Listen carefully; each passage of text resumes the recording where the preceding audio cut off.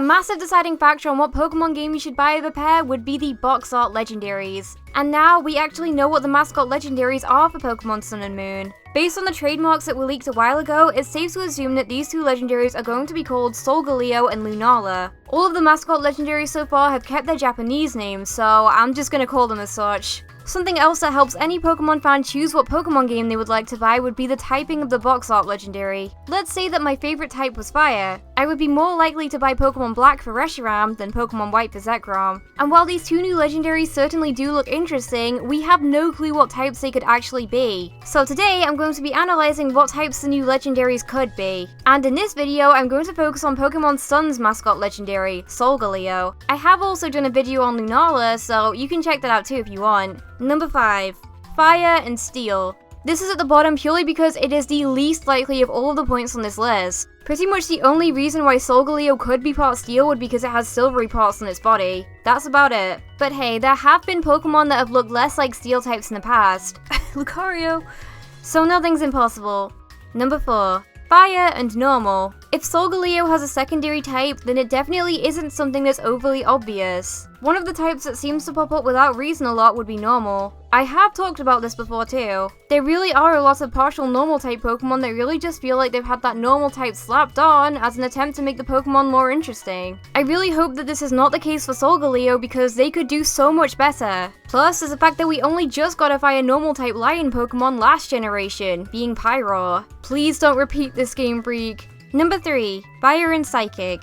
Okay, spoilers for my video about Lunaala, but I talked about how I believe that there was a good chance that Lunaala could be part Psychic type. This is because the space theme thing on its face looks a lot like the theme of the Kalos gym leader Olympia and her gym, and it just overall gave off a more psychic vibe than any other secondary type that already exists. So, to match up, I'm going to say that there's just as much of a chance of Solgaleo being part Psychic type. This would be because it and Lunaala share the same pattern. So I think that if Lunaala could be a Psychic type based on this, then it's only really fair to say the same for Solgaleo. It really doesn't give off as much of a psychic vibe as its counterpart, but it's only fair. Number 2. Pure Fire type.